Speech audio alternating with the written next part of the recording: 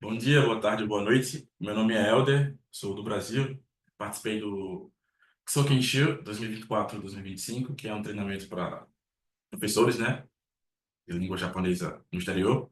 E eu irei falar um pouco sobre o que eu aprendi durante as aulas de japonês no treinamento. Bem, esse é o índice da apresentação. Vou falar um pouco sobre mim, a escola onde eu atuo como sensei, o primeiro contato com o treinamento e a seguir vai ser o tópico principal da apresentação, que é o Sogo Nihongo, japonês abrangente, e por fim, uma conclusão. Bem, agora um pouco sobre mim. Meu nome é José Elder, sou Elder, tenho 28 anos, atuo como sensei na Recife Nihongo Gakko, ou Escola de Língua Japonesa do Recife. Meus hobbies são fotografia e edição de vídeo. Eu resolvi me inscrever nesse programa, né, para professores, porque eu achei que fosse a oportunidade perfeita para aprimorar o meu japonês e também aprender novas metodologias de ensino. Aqui em Recife, onde eu moro, a gente tem a ACJR, que é a Associação Cultural Japonesa do Recife, e dentro dela tem o ANEX, que é a Escola de Japonês, Recife Nihongo Gakko. A princípio, essa escola ela foi feita para os descendentes de japoneses, mas ao longo dos anos ela ficou tão popular que foi aberta ao público. Então, foi nesse momento que eu entrei como estudante e foi lá que eu percebi que eu gostava de repassar o conteúdo que eu aprendia nas aulas para os meus colegas e turma. Então, eu me tornei primeiro Nihongo no Sensei no Assistanto, o assistente de sensei, e em seguida eu me tornei um sensei, depois de um tempo de experiência. Bem, assim que a gente chegou no Japão, no dia seguinte teve o Procedimento Test, teste de nivelamento. E então a gente foi separado em quatro turmas depois dos resultados. São 2 dias de prova, incluindo o teste oral, de redação. A redação era um Kenbun, que era um texto dissertativo, argumentativo. Teve também a conversação, a audição, leitura, escrita e conversação. A gente ia para uma salinha, conversava com um dos senseis do instituto e aí finalizava o teste de Kaiwa, né? Kaiwa Test. Depois de alguns dias, o resultado ele é divulgado e então começam as aulas. Eu fiquei na turma 3, Sankurasu, com mais 9 trainees e com Ishiyama Sensei. Bem, esse era o nosso dia a dia, né? A grade de aulas. Pela manhã tínhamos aulas de Sogo Nihongo, que é o tópico dessa apresentação, 3 vezes na semana, né? E 2 vezes era a metodologia de ensino, Kyojuho. E no Kyojuho era quando as turmas elas se misturavam. A 1 e 2 ficavam juntas e a 3 e 4 também ficavam juntas. À tarde as aulas elas variavam entre uma matéria letiva que a gente escolhia para poder algo que é o que a gente se sentia mais confortável, né? A Tereko ou Haiku, algo que você gostasse. Poderia ser uma aula de gramática, ou então era o HR, né, que era o homeroom, onde a gente conversava com o sensei sobre um acompanhamento, ou ele falava a agenda da semana, um acompanhamento mesmo. Ou então era alguma atividade especial, como ir para o laboratório de informática, aprender a usar a biblioteca virtual, ou algum site de ensino de japonês, ou algo do tipo. Essas eram as tokubeitsu de Yu-Gi-Oh! Bem, agora eu vou falar um pouco sobre o fluxo das aulas.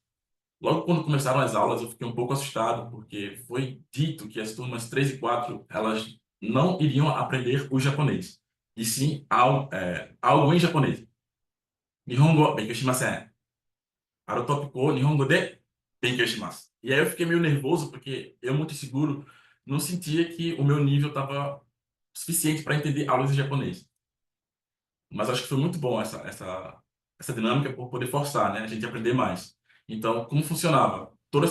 Cada tópico a gente era pedido para a gente pesquisar uma notícia relacionada àquele tópico do momento. Então, com essa notícia, a gente trazia para a aula e discutia em grupos, que é o que está acontecendo nessa imagem aí. Então, isso era bom para dar um início, né, à lição, ao tópico daquele momento. E essa dinâmica ela durou até o fim do treinamento. Né? Pega uma notícia a respeito do tópico e share com os amigos.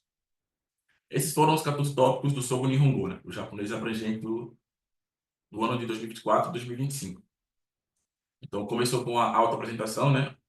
Depois a convivência multicultural, o Oshigoto, que eu vou falar mais a seguir, meio ambiente, viagens e transporte, língua, escrita, visita ao ensino médio, adeus, professor de japonês, trabalho e profissão, relações interpessoais, concurso de oratória, cultura gastronômica, compreensão intercultural e o meu futuro daqui para frente.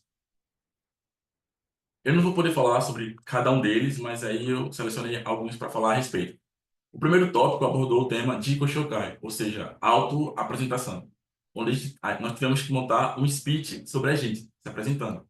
E esse foi o meu maior desafio, porque eu já tive experiências com speech antes, mas antes eu sempre tinha tempo para treinar e até decorar o speech. E dessa vez eram só 2 dias.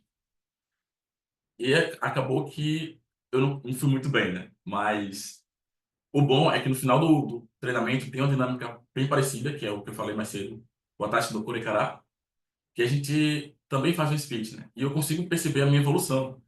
Porque no primeiro, eu tava até a minha linguagem corporal era meio que nervoso ali, com medo de não lembrar o que eu tentei decorar e não deu certo.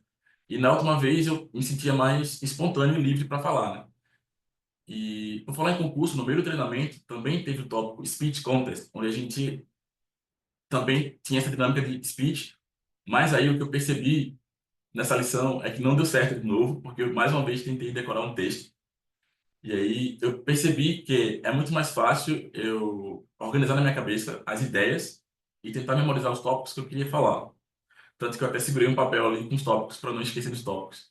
Mas a estratégia que eu montei também era meio que ir costurando os tópicos, um tópico com o outro, tornando ele dependente. Então eu não meio que esquecia o que eu queria falar. E aí ficou muito melhor eu arriscar o meu japonês que eu tinha ali, né, de uma forma mais espontânea do que ficar preso a um texto decorado, né? O Genko que eu tinha escrito, que eu não queria errar de jeito nenhum. Então, dessa lição, isso foi o que eu mais levo assim, né, de aprendizado. Foi o desafio de tentar não me apegar em decorar um texto e falar de forma mais livre e espontânea. O tema do segundo tópico foi o Tabun Kakyose, que significa convivência com culturas diversas. E aqui eu ouvi pela primeira vez o termo Yasashi Nihongo. E eu sempre me perguntava o motivo de eu entender o japonês dito no instituto, né, no Senta, e eu não entender muito bem o que os japoneses falavam fora do instituto. E aí foi explicado, eu perguntei ao meu sensei, Ishiyama Sensei, e ele falou que lá dentro do instituto, os professores, eles geralmente usam o Yasashi Nihongo, né? Profissionais da língua geralmente usam esse Yasashi Nihongo, que ele foi pensado na década de 90 com o objetivo de ajudar estrangeiros que residem no Japão a entender melhor o japonês à sua volta. Então, é basicamente um japonês mais simples. É, é como se eu usasse estruturas gramaticais menos complexas e um vocabulário mais básico. E aí eu consigo transmitir a mesma imagem, a mesma mensagem com sucesso. Então esse era o Yasashi Nihongo que era muito falado nas aulas, né? E era até por isso que eu consegui entender o que era dito. Inclusive foi explicado que o termo Yasashi Nihongo, ele não tem o kanji, né? Porque ele pode significar tanto simples quanto gentil. Porque existe uma gentileza inerente e quem usa o Yasashi Nihongo com pessoas que não falam japonês, né, como língua nativa, e por ser algo que torna o idioma mais fácil. Bem, o tópico 3 foi o Shigoto. E eu confesso que eu demorei um pouco para entender que não se tratava de trabalho, e sim Oshikatsu, né? Que é basicamente algo que você gosta, um hobby, algo que você tem interesse. E o desafio dessa lição foi criar um pôster sobre algo que a gente gostava e para tentar convencer alguém a apresentar a uma pessoa, né? Com o objetivo de convencer aquela pessoa a consumir aquilo também, por exemplo. E aí eu escolhi fazer um post de uma banda que eu gostava. E nesse tópico eu entendi muito a importância de descrever com detalhes o porquê a gente gosta de algo. A palavra que o professor falou muito era yabai, yabai, yabai. Mas por que yabai, né? Você não pode falar que algo é legal, incrível, sem ter um embasamento, né? Por que que você gosta? E aí isso ajudou muito esses argumentos, né? A, a gente poder criar os furikai shippo. Foi nesse momento que eu ouvi muito o sensei falar. É, 具体的に分かりやすく説明してほしいです. Ele queria que a gente explicasse com mais detalhes o porquê a gente pensava aquilo. E a Furikaishito é basicamente uma folha onde a gente recebia, após cada atividade, refletindo sobre o que foi feito, sobre o que foi aprendido. E eu acho que isso, o sensei ter puxado isso da gente nesse tópico de Oshikatsu, né? Foi muito legal para a gente conseguir aprimorar essa habilidade, né? De falar com mais detalhes sobre o porquê a gente achava isso ou aquilo. Se era divertido, era importante falar o porquê que foi divertido. O que foi divertido sobre isso? É, uma das atividades culturais foi a visita ao ensino médio japonês. em Cascábia, né? A cidade do Xinjiang, do Coreia Xinjiang. E após a experiência, na aula de Sogo Nihongo, também teve o tópico Koko Romon. E aí, eu escrevi um texto no estilo jornalístico com a tremida Mongólia, a Urei-san, é a minha dupla, né? A gente fez dupla para escrever esse texto. E a gente escreveu ele a quatro mãos e, nesse momento, eu consegui ter mais consciência sobre o que é a língua falada e o que é a língua escrita. É claro que eu já tinha ouvido falar um pouco sobre isso, mas nesse momento o professor nos deu alguns livros para a gente pesquisar enquanto escrevia, né? Então ele falava, ó, essa palavra não é muito indicada. Quando a gente escreve o texto, é melhor essa. Essa é muito língua falada. E aí uma que me veio no momento, fazendo esse slide para vocês, foi o Takusan, né? Eu lembro dele falar que no lugar de Takusan seria melhor Okuno, para dizer muito, né? Alguma coisa. Então se encaixaria mais, seria mais apropriado na língua escrita, né? Esse termo. A gente lê um artigo sobre a legitimidade da culinária no país. Por exemplo, a comida indiana, ela é legítima no Japão. Então, a gente falava, era sobre a implementação de um selo, né, de legitimidade. E a gente tinha que falar se a gente era contra ou a favor desse selo. Então, criava um texto, né? E para ajudar a gente, o professor apresentou a ferramenta PMI, né? Seria Plus, Minus e Interesting. Então, primeiro, a gente colocava no quadro o que era positivo sobre aquilo, negativo sobre aquilo e interessante. E isso ajudava a gente a produzir um texto, né? O processo de produção ficava mais fácil quando a gente tinha esses argumentos separados. Em japonês, quando a gente escreve um texto desse estilo, a gente fala diretamente do nosso ponto de vista, né? Eu acho isso. Você não pode enrolar muito. Então, você decide um lado, então você explica melhor o porquê que você pensa daquela forma. E no desenvolvimento, você também considera o outro lado, né? O argumento oposto. Você salienta pontos positivos para poder dizer que você considerou tudo e não que você tem uma posição unilateral, por exemplo, tendenciosa. Aí depois de contrapor, você explica, não, depois de analisar isso, eu ainda penso assim por causa disso, isso e isso. E faz uma conclusão. E eu acredito que essa dinâmica, essa atividade me ajudou muito a aumentar a minha nota no último teste. Que a gente tem um teste no começo do treinamento e um teste no final. Então eu percebi que minha nota melhorou muito, né? E foi graças a essa estrutura que foi ensinada no Sogo Nihongo. Agora, fugindo um pouco desse escopo das aulas, né? Do japonês abrangente e indo um pouco para atividades de conversação, tivemos alguns momentos de interação com os cidadãos da cidade de Saitama. Eles fizeram os Koryukais, onde a gente tinha a oportunidade de interagir com o pessoal de uma forma mais descontraída, mais leve, né? Era a minha parte favorita de estar no Japão. E eu pude comprovar que, estando lá, é muito mais fácil de absorver a língua, né? Foram três ou quatro momentos como esse que eles prepararam para a gente.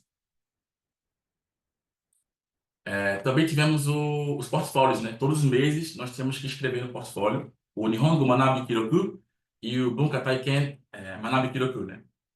Então, isso foi muito legal para a gente ter consciência do quanto a gente estava evoluindo ao longo dos meses. Então, tudo que a gente aprendia, a gente documentava e registrava, seja no japonês quanto nas experiências culturais. Foi um ponto muito forte do treinamento também, que eu, inclusive, recomendo para os meus alunos, né? De documentar o que eles estão aprendendo. Bem, para concluir, eu sinto, né, que eu aumentei o meu vocabulário e expressões na língua japonesa, além do que eu documentei e do que eu não consegui documentar por ser 6 meses, né? Foram muitas coisas. Eu consegui adquirir mais consciência sobre a língua falada e escrita, compreendi a importância de explicar com detalhes um posicionamento, me tornei apto a conversar sobre diversos assuntos, porque o Sogo Nihongo eram vários tópicos do dia a dia japonês, então isso me permitiu aprender a falar sobre qualquer coisa em japonês. Melhorei minha capacidade de produzir textos em vários estilos de escrita e também a importância do registro do nosso processo, né, e do progresso também. Para finalizar, eu queria agradecer a todo mundo que assistiu até aqui, agradecer à Fundação Japão pela oportunidade também. A turma 3, foi a minha turma, né, os Kensho 6 comigo, que sempre tinha uma relação de muita ajuda mútua, né, sempre um ajudando o outro, seja em atividades, em apresentações. E por fim, o Ishima Sensei, que me acompanhou e acompanhou todo mundo da classe 3 ao longo de 6 meses. Muito obrigado.